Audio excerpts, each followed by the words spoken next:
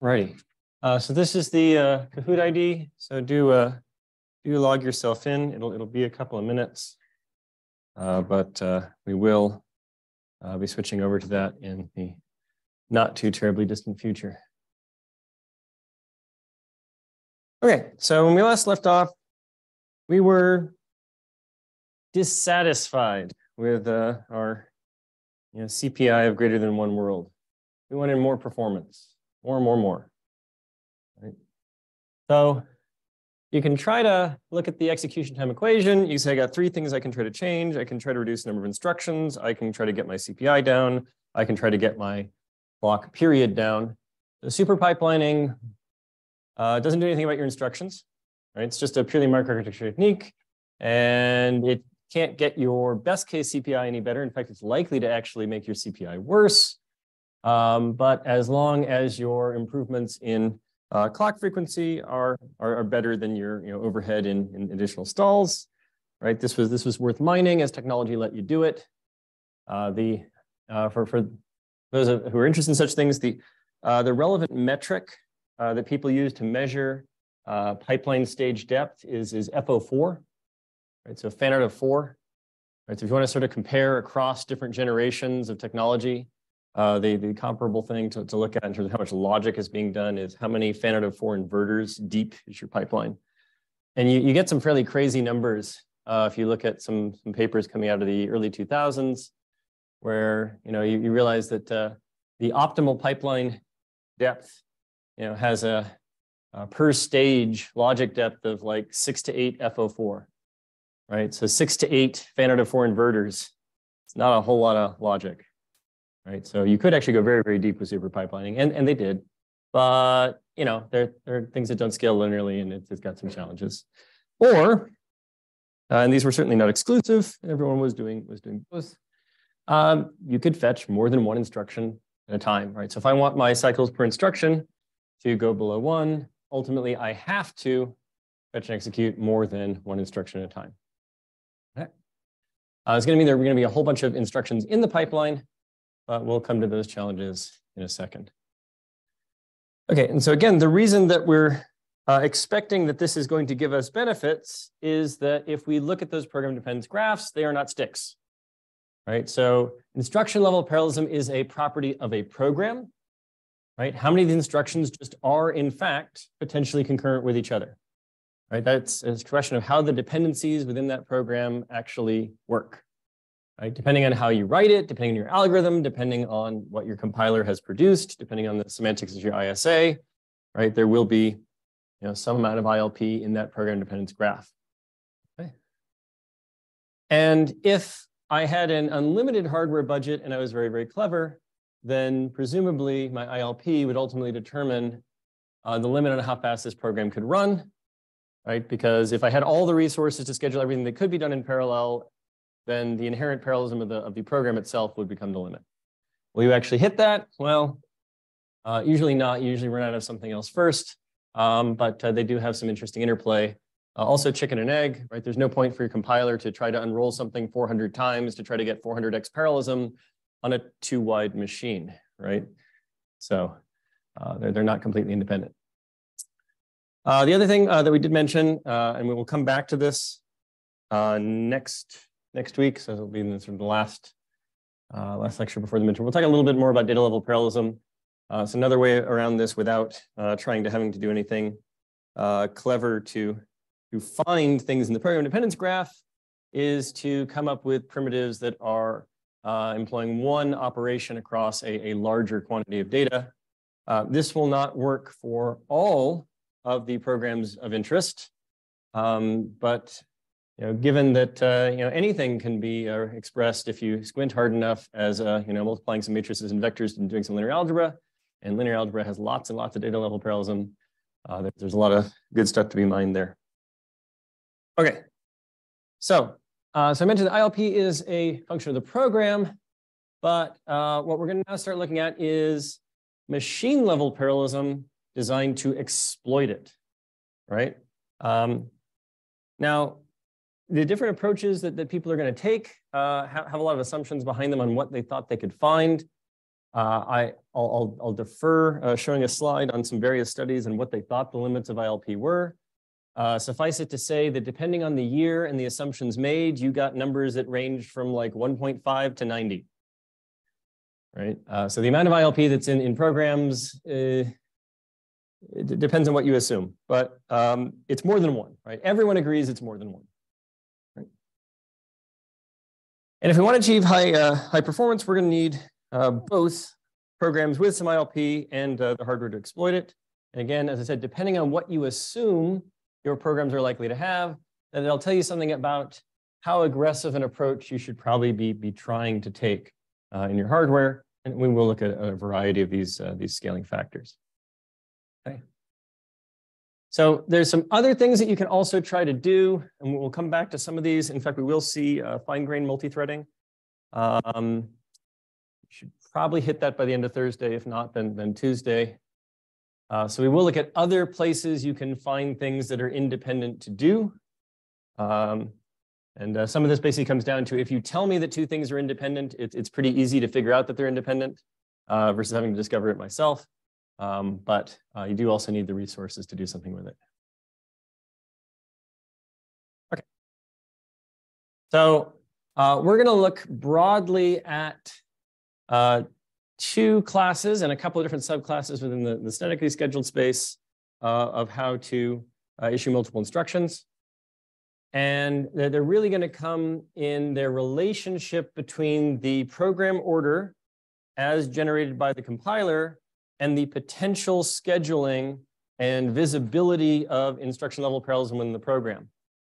Because part of the reason that you got that enormously wide range of answers to, is it 1.5, is it 90 for innate program ILP, is they were looking at different assumptions on how much of the program at a time you could be looking for that parallel opportunity in, right? So obviously, if I'm only looking at the next 4 instructions, I'm never going to find an ILP of greater than 4, right? If I look at the next million instructions, it's not surprising, if I could find, more than a few things that might be able to be done in parallel. Right?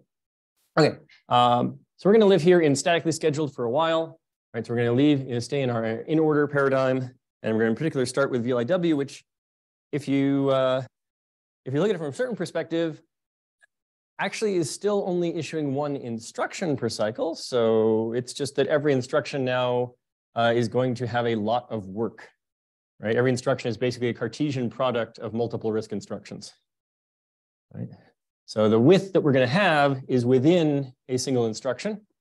So it's going to look the most like what we've seen before. Then we'll move on to hardware discovery of ILP, where we actually do have a bunch of independent instructions, and the hardware is going to figure out that some of them are parallel. And then a ways later, we're going to get into actual dynamically scheduled, also known as out-of-order superscalar machines. Note that you can actually have a scalar dynamically scheduled machine. I mean, people don't usually build them. By the time we had the resources to do this, we also had the resources to do multiple instructions at a time. But there have been proposals even for evaluations of dynamically scheduled scalar machines. I much prefer the phrase dynamically scheduled, although out of order is ubiquitous. Within the scope of traditional microprocessors, these are pretty much synonymous. Within the scope of some of the data flow machines that were popular in the 80s and early 90s, I think this was a much better description of what was going on. But I digress. Okay, so before we go any further, let's hop on over. Hoot. I know that there are more than 8 of you here, so I'll give you a couple minutes here to log in.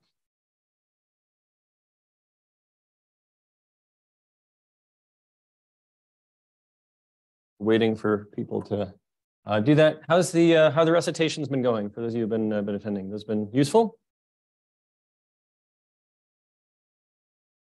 Okay, non-committal.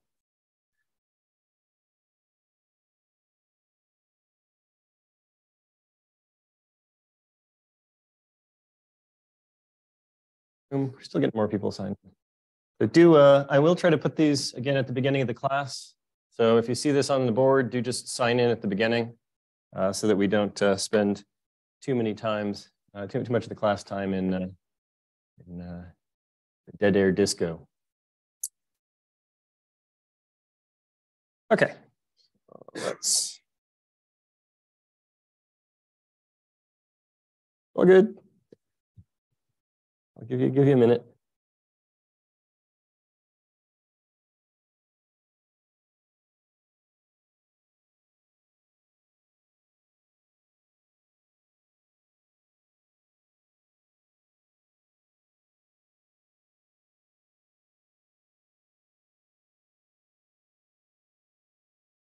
Good? Okay.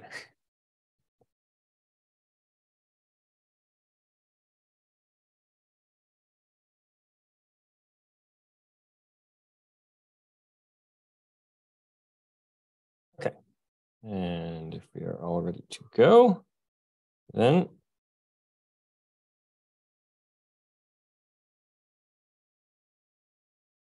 it's looking at multi-issue now. Right? So if I'm designing a 5-stage processor that can fetch and issue 3 instructions per cycle, then do I need 15 copies of every functional unit, 5 copies of every functional unit, 3 copies of every functional unit, 1 copy of every functional unit, but my data is 3 times as wide, or none of the above?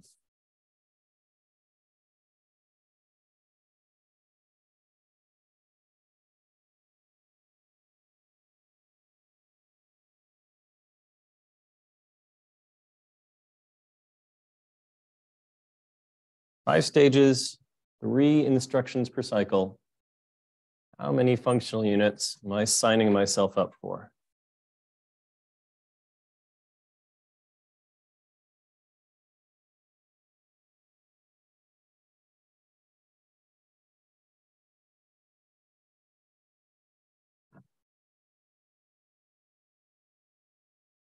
Okay. Well, the correct answer is none of the above. Right? So again, there's it's a little bit of a trick question, but again, these aren't graded on correctness. So if you have a 5-stage processor and you're doing 3 instructions per cycle, right? While there will be up to 15 instructions in your pipeline, right?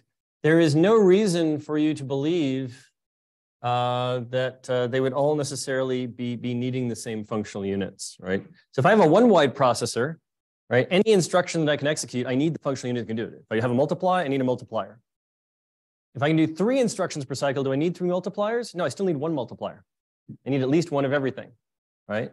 I'm not going to always be able to sustain 3 instructions per cycle if I happen to do 3 multiplies and I only have 1 multiplier, right? But in order to be correct, I still only need 1 of everything.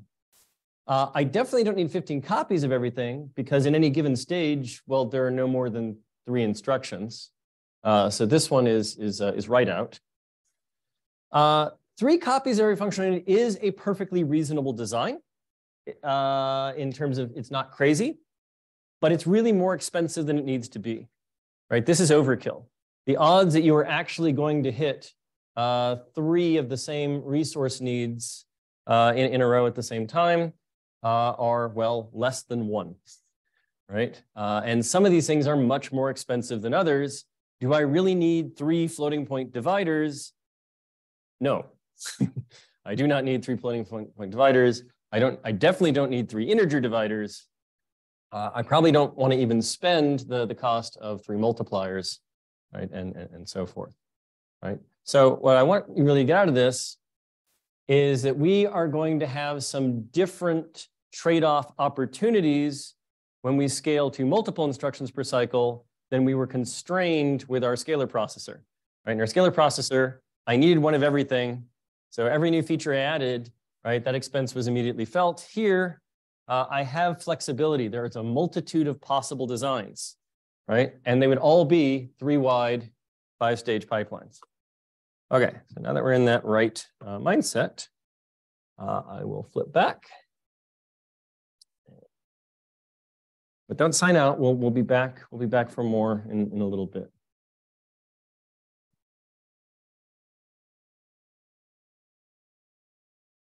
Just focus. Okay.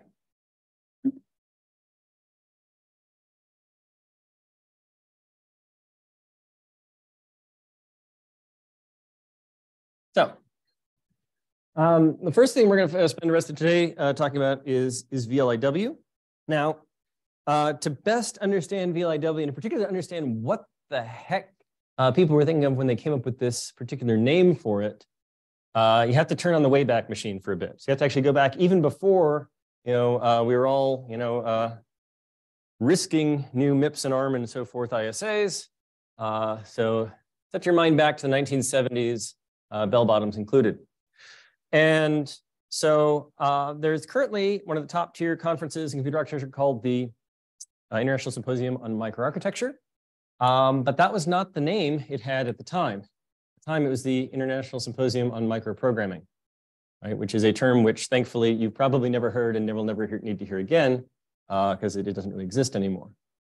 But again, think back to the 1970s, think of the pre-RISC era, think about these really complex instruction set machines, and think about people trying to figure out how to efficiently implement the factor polynomial instruction, which again was real. It was a real instruction in the VAX. Yes, it's sort of the the poster child for digging a little too deep, but we'll run with it. And so the way that you did these really, really complicated instructions wasn't that you built some pipeline that could do in one cycle factor polynomial. No. You used all the resources you had to do all of the operations needed to perform factor polynomial with some lookup table that was actually sort of sequencing these operations over time and importantly over space, right? So you had multiple adders. If you were a little bit clever, you could use your multiple adders that were in your design at the same time.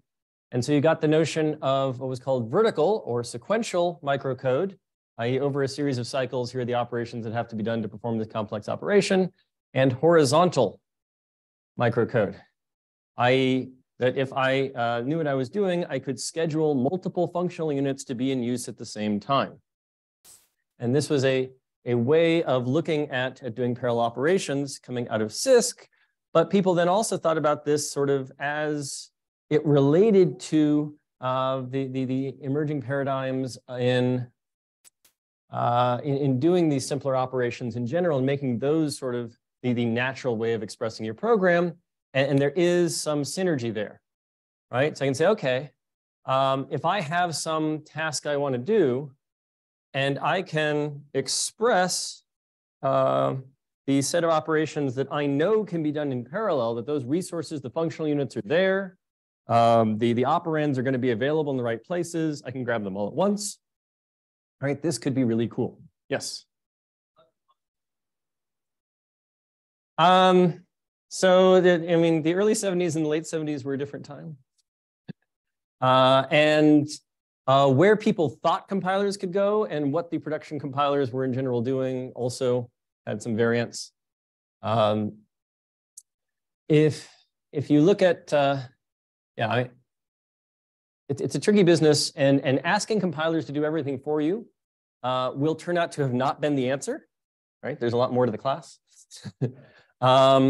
But it wasn't, it certainly wasn't crazy, right? So certainly if you're looking at a time when compilers are making enormous strides in being able to employ lots of optimizations, this is, the microcoding was something that was done by hand at the time, right? Right, so you were basically building these tables to lookup tables to implement these complex instructions.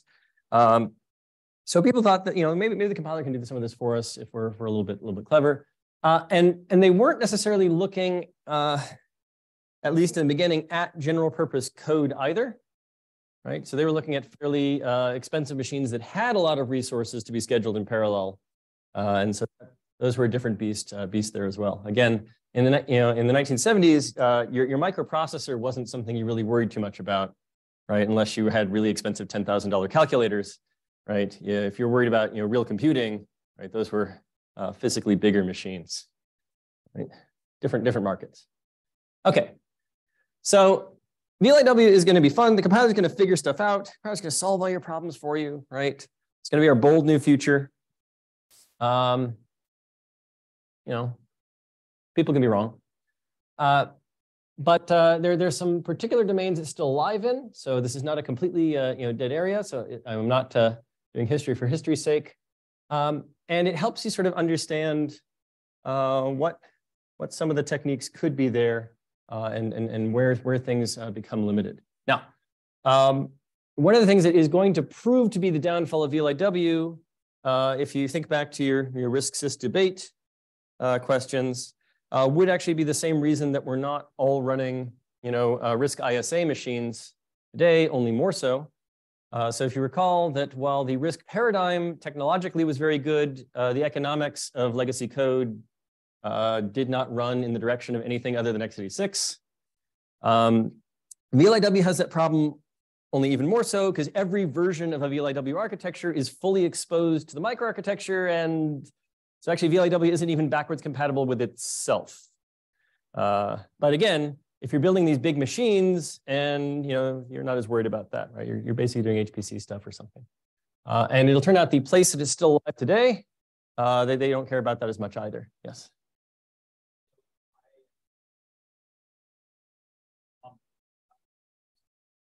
Oh no, the compiler does a lot of things, but relying on the compiler to do everything, and we'll see, has problems with dynamism. The compiler's view of the world is static, right? So the compiler can reason about conservatively, worst case, with the non-executing binary, it has no data values, right?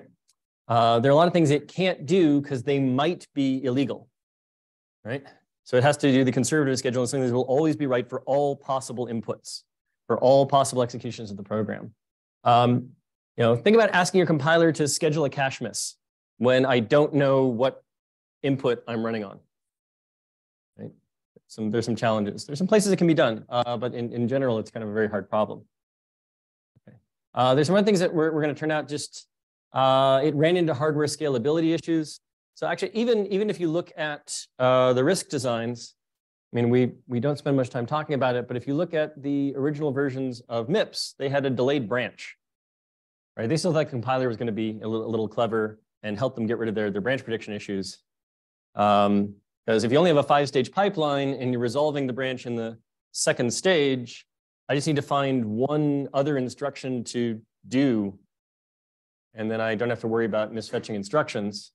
And if I only have a 5-stage pipeline, a non-trivial amount of the time, I can find something independent of the branch to push after the branch, change the branch semantics. If I have a 50-stage pipeline, I can't find like 40 parallel instructions that are not control independent when my basic block length is 5. Right? So there are some scalability issues we'll run into later as well. Okay, so prefetching all that, let's move forward.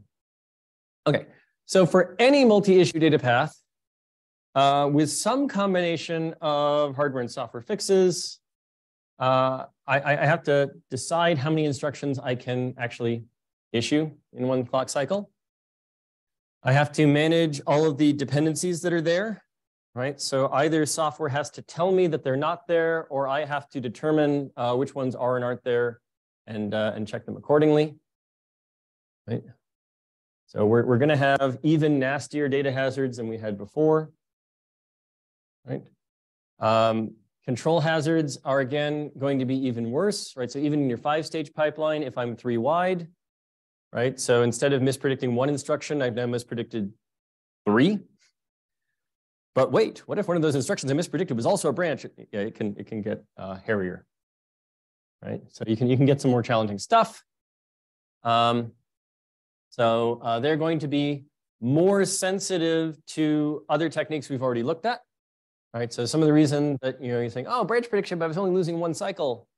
Yeah, this is why everyone is, we make fun of it as sort of the most boring part of computer architecture to see a paper on in a conference, because we're already hitting the high 90s in accuracy, and they're getting these little marginal improvements, but everyone still cares about branch prediction. You build a better branch predictor, Intel will very happily buy your patent. Right? And we're actually going to have, and this is going to be a little more interesting, resource conflict. Structural hazards are actually going to come back. Right? So in our 5-stage MIPS pipeline, we designed everything from the ground up to not really have to worry too much about our structural hazards. But if I only build 1 multiplier in my 3-wide machine, at some point I might actually fetch 2 multiplies. That is a structural hazard. I don't have enough multipliers to schedule them. So you're going to have to stall waiting for a resource, right? So you will actually have to have some way of understanding whether or not you've actually got enough resources to deal with the case you're currently seeing versus whatever more common case you might have actually provisioned for. All right, so again, the scalar pipeline, I provisioned for 1. My worst case is 1. So I have enough resources. Life is fine. Right here, I'm not going to build n of everything because, again, some of these things do not have linear scaling. Right, so if I increase my some of these ports, for instance, by a factor of n, there's some superlinear challenges. I don't really want to do that if I can avoid it. But you do need to actually be aware that this can now happen, right?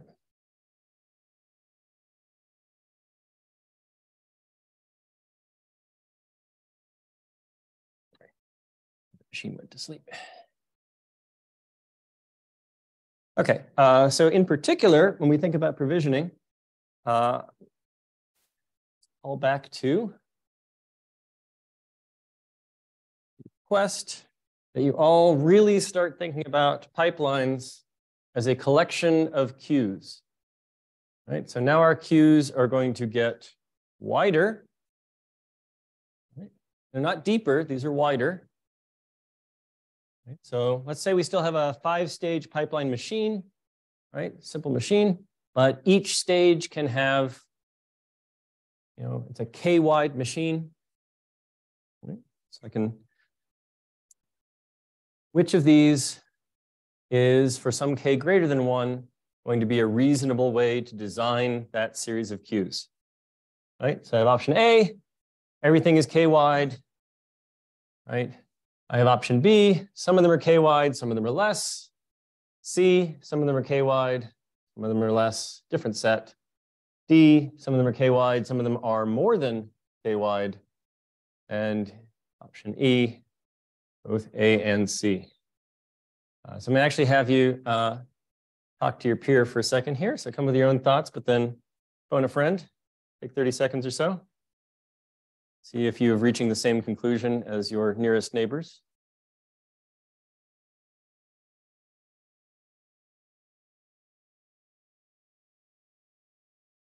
So the point of peer discussion is that you discuss. So there's one thing to use your inside voice and another thing to use your inside your head voice. I recommend using the former.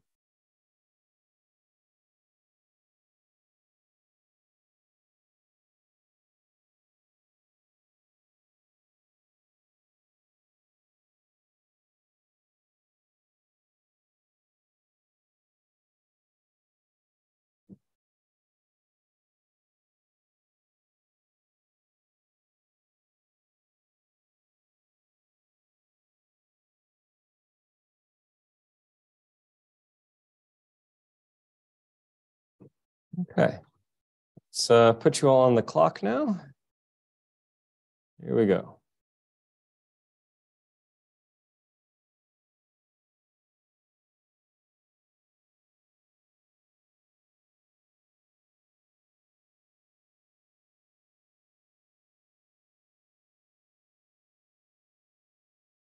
Please ignore this copied a little strangely here. So this is A, B, C, D, E.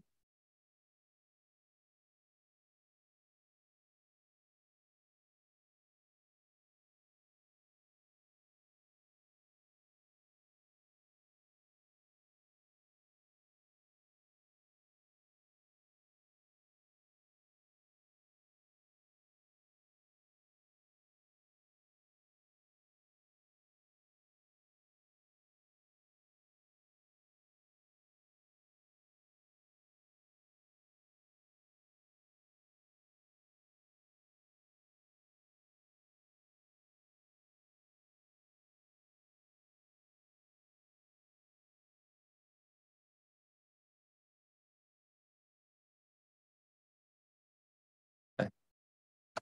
Let's take a look here. So the most commonly chosen answer is, I'd actually argue, the worst, right?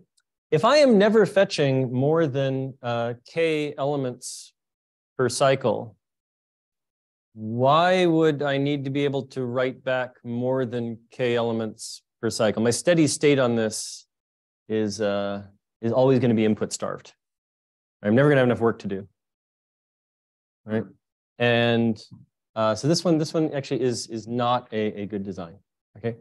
This hopefully should be obvious is at least a reasonable design. Might not be what you want, but it's certainly reasonable. Everything is k wide. Every cycle I do k. I have enough resources to do k. Life is fine. Okay, so now the question is this the only one that is of interest?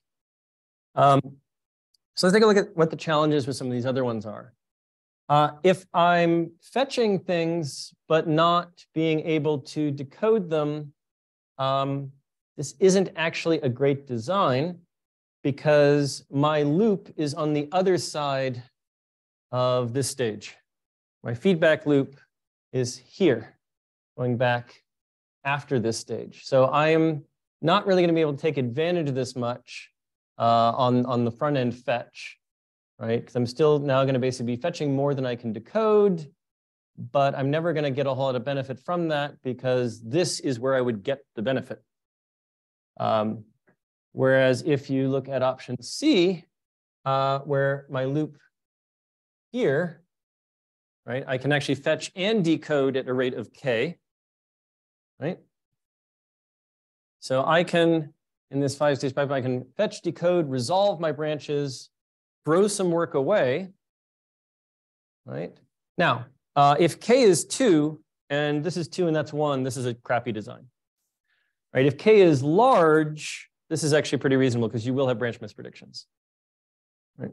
So for large enough k, this is plausible, right? So this is obviously true. So your options were A or A and C just by process of elimination because A was definitely fine, right? So also just good multiple choice test taking leaves you to believe that this is probably not the answer, but no, you're always going to be input starved. Okay, so again, think cues. Okay, you can turn off your Kahoot now. It's the end of the Kahooting for the day. And now back to our originally scheduled PowerPoint. Okay.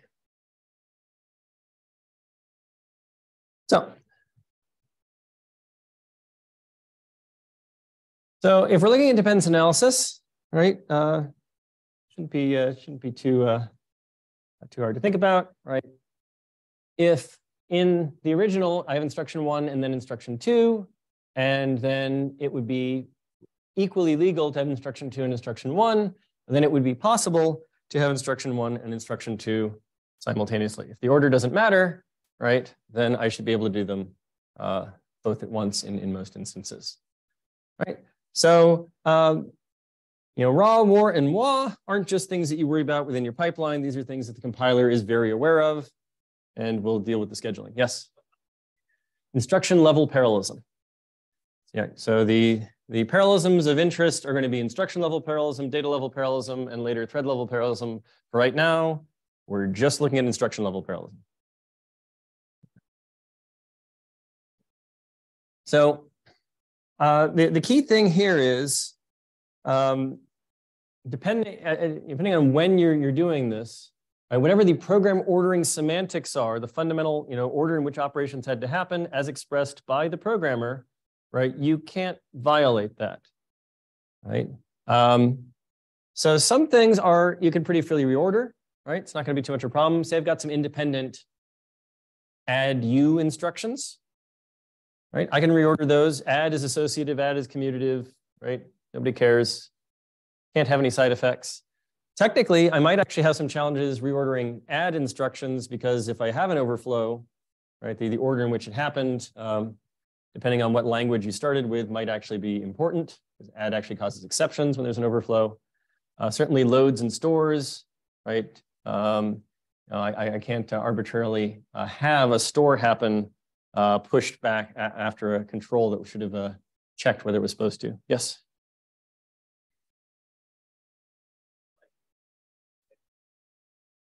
No. So if you're looking at multi-threading challenges, you're going to be looking a lot of concurrency questions. In a multi-threaded environment, each of those sequencers is explicitly independent, right? And then you have to sort of rebuild all the dependencies between them.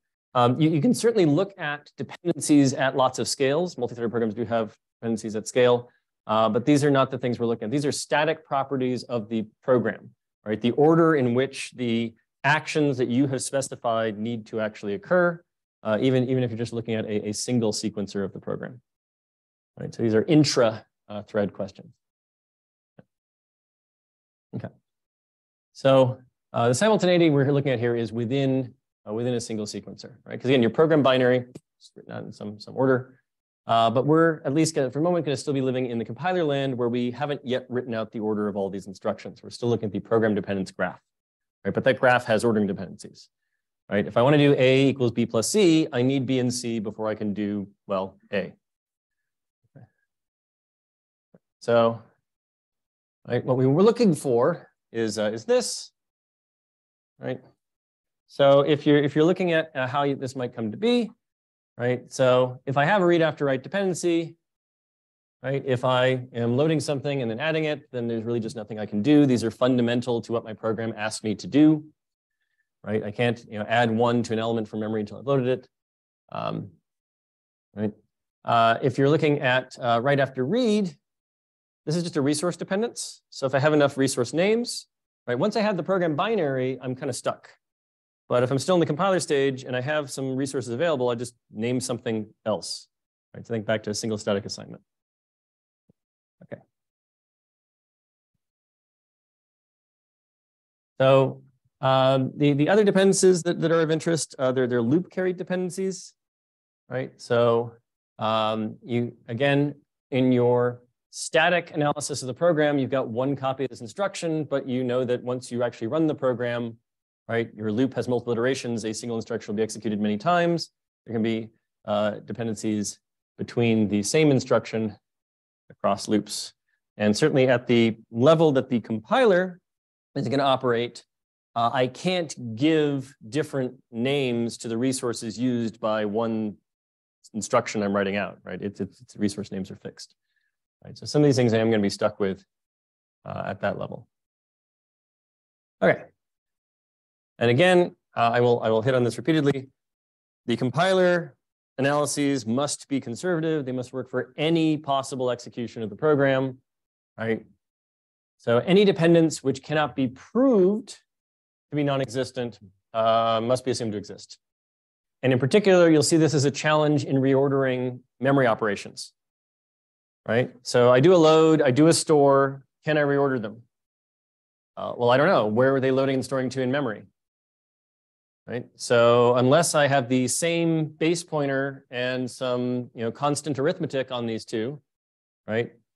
If I'm loading to A0 offset of 0 and storing to A0 offset of 8, and there's nothing in between the two, I know those are independent. I can reorder them however I want. But if I'm loading from A0 and storing to 0 off of A3, prove to me that A0 and A3 don't have a relationship that causes those two to interact. If you can't, assume that whatever ordering they started off in, you're stuck with, right? So it's known as the unknown memory address problem by compiler people, or we'll hit it later again when we get to dynamic scheduling in hardware, where it'll be called the memory disambiguation problem. Two versions of the same thing. Yes? Mm-hmm.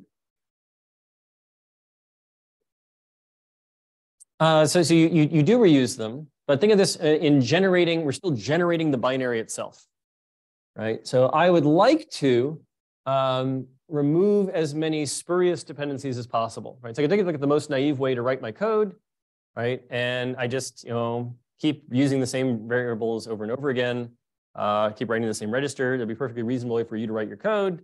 But if you're trying to maximize the amount of independence, you want to remove these resource constraints wherever possible. But where you can't remove them is between the same instruction across multiple iterations of the loop, because, well, if I write, add A0, T1, T2, and it is in n iteration, and my pipeline is deep enough that multiple copies of that instruction are going to be in the pipeline at the same time, multiple of them are live, right? Well, they're all going to be referencing, A0. I can't, rename it, at least in my in-order design, to get rid of that problem. I got to pick some resources. So it's a static analysis issue, right? We're dealing with static versions of the program. Okay, so how does VLIW decide that it's going to solve all these things other than, as I've alluded to, it's the compiler's problem? So VLIW is going to have the notion of a bundle, right? So my fundamental unit of scheduling is a bundle, right? And it's going to be equivalent to a set ordered, loosely ordered, well, typed, let's call it a typed set of instructions which the compiler has guaranteed are independent of each other, right? So I'm not going to talk about, you're not going to guarantee that bundle to bundle, there are no dependencies. If that's the case, you have an interesting program again, right? Real programs have dependencies. But within this n-wide, in terms of operations, sort of new logical instruction, right? You know that all of the things have been guaranteed to be independent, so you don't need to check them. Right, so your unit of fetching and executing is going to be one bundle wide. So that's a sense in which a VLIW machine is still sort of Flynn limited, but it's Flynn limited on bundles, not these instructions. So if I'm looking at relative to the original description of the program, right? So if you take something that was, nominally originally in some RISC-like design where you have a rough one-to-one relationship between operations and instructions, right? This is going to give you a performance speed up, at least a best case performance speed up, roughly equivalent to the width of a bundle, right? So if I can do 4 operations in one bundle, even if I can only do 1 bundle per cycle, I could potentially be doing 4 times as much work as your old one-wide in-order pipeline. Now, given that the compiler is going to have to guarantee that everything in the bundle is independent, it is not, in fact, always going to find enough independent work to fully populate this bundle. So one of the first challenges you will see when you start looking at VLIW code is that there are a lot of no-ops, right? So the bundles are going to be fixed size. So whether I found 2 things in parallel or 4, right? If I have a 4-wide bundle, there are, well, always 4, right? So the other thing you're going to notice, of course, is that your bundles are larger, right? They're basically, you're just concatenating instructions together, right? So instead of fetching one 32-bit instruction, if I have a 2-wide bundle, I'm going to be fetching 64 bits at a time. My new logical instruction side is 64 bits. If I'm 4-wide, it's 128. Again, this is also one of the reasons why you do not have ISA compatibility between different microarchitectures in VLIW. Right? Every time I change my design, I'm effectively changing my, my ISA, even just at the fetch size, right? So you can imagine if you had a very, very expensive machine that I could put any 2 independent instructions in each of the 2, each of these slots. In practice, you usually sort of have a loosely typed subset of instructions that can be in each of the different slots in the bundle to make some of the routing easier. Yes.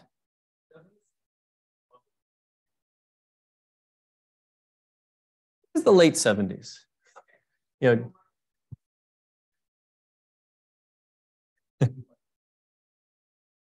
So there were some different threads that were going on in very different portions of the space. So certainly not everyone thought that they needed factor polynomial. I mean, there was a, you could not afford to buy a VAX machine. These were not personal computers, right? And neither were the people who were doing VLIW research in academia or industry at the time really worried about, the PC didn't even exist yet, right? So they were looking at particular classes of computation. And this sort of goes back to if you choose your workload, you're going to assume different things about the right computer to build. So I think that's maybe the best way to look at it. They had particular applications. They had a goal back in the CISC days of making it easy for a low-level programmer to express how best to use the machine directly, right? And anything that they thought was a good enough idea, they sort of just shoved into the design. It became a bit of a kitchen sink. All right. Okay. So you do the analysis, you find these things in parallel, you put together these bundles, and again, that's going to happen once. The hardware doesn't do that. This is the compiler's job. Once you have this expressed program, right, then you can actually have, and we'll take a look at two different options here, a pretty clean implementation design. So let's talk about the cleanest one to implement and the hardest one to produce good programs for, pure VLIW. Compiler really did solve everything. So when we talk about pure or tainted, how many people have ever programmed in functional programming languages? Okay, so in the same way that you can think about pure functional programming languages that have absolutely no side effects and all of the other mostly functional programming languages that still let you do some other things, it's the same thing that's going on here. So in pure VLIW, the compiler really was going to do everything.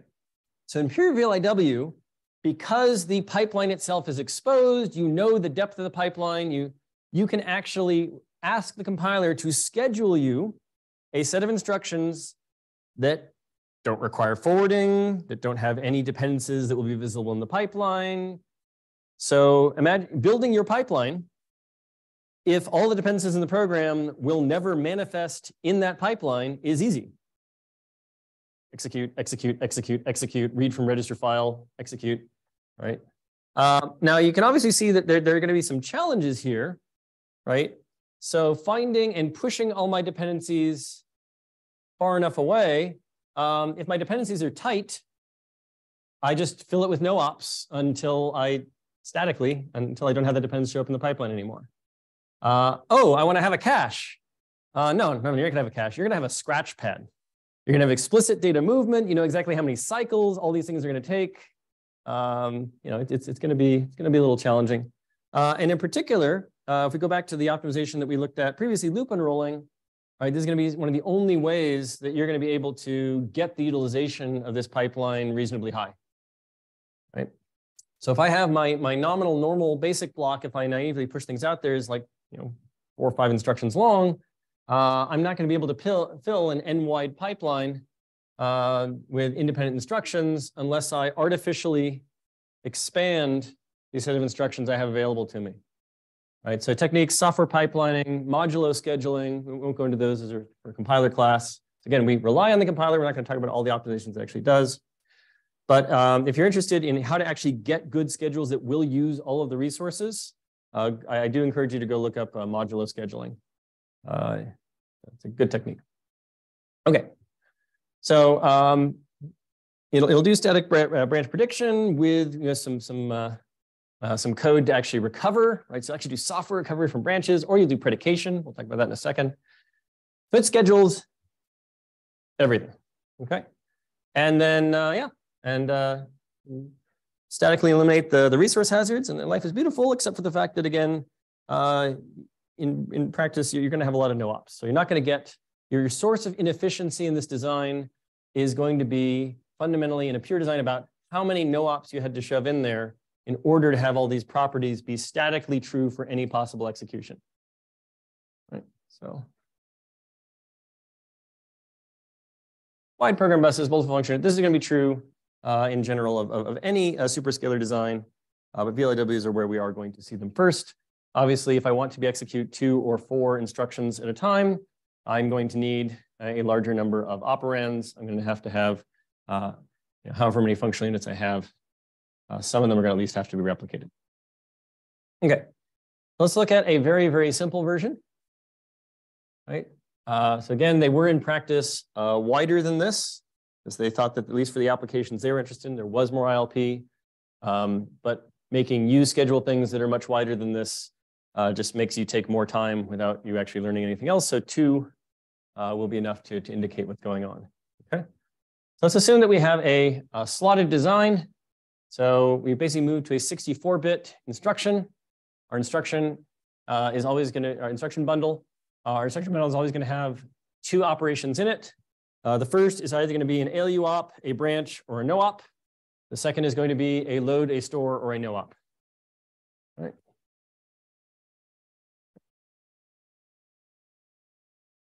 So, how are you going to actually put this together? Well, if you have a load and an add, right, and they're actually dependent, they don't get to go in the same bundle, right? That's pretty obvious. How are you going to say within this bundle, definitely parallel? If I have something that even previously I could have forwarded my way through, right? So if you look about how this would work, could this march down the pipeline together? Is the data available in time? Yes, but they're not independent. So we're still going to say no, right? Obviously, if you had something like this, that would never be possible. Okay, so we're going to be simple, simple, simple, right? So VLIW, the idea was, at least on the hardware side, that by the compiler giving us so many guarantees, we would be able to implement a very simple, clean, elegant pipeline and get a lot of performance out of it that way. Actually exploit these additional functional units that Moore's law was going to give us. Okay. So if you're looking at how this sort of lays out, you're now, and you just want to, again, so just a 5-stage pipeline. Your schedule is going to look something like this, right? So again, if you have a, now you can note that the alien branch is never going to use that mem, so I actually only need one memory port here, even though 2 at a time. We would expect to have 2 here at a time, and we're going to still have an alignment where the position n, the position n plus 4 are going to be where these sort of logical instructions are. Now, in a VLIW machine, these are not independent instructions. Right? These are parallel operations within one bundle. So you could actually very reasonably have another column in here, right? Which is noting that there are only 1, 2, 3 bundles that are being scheduled, right? So you can draw some dashed lines between every other line here if you want to help remind yourself that we are not scheduling these 2 independently, right? These are always going to be scheduled together, one bundle at a time. The bundles are scheduled, not the operations. I say that now just because when we look at hardware scheduled in order machines, it's going to mostly look the same, except that these will be actually independent instructions that can slide apart from each other. Okay, so a little bit of foreshadowing. Okay, so some things are going to need to scale. I'm going to need more register ports. So in decode, I'm going to need to be able to fetch more operands, right? So 2 each for my load store and for my ALU. And in write back, if I have an ALU and a load, I need to be able to write back 2 things at once. So a little bit of cost there. I'm going to need to be able to use an ALU op here for my ALU op, and I need to use an ALU for my loader store address computation. So I'm going to need another adder. Adders are cheap. This is the cheapest edition. Mem, this is okay, right? So again, because this does not touch memory, only one thing at a time is touching memory. Adding additional ports to your memory turns out to be really expensive, right? So again, if you look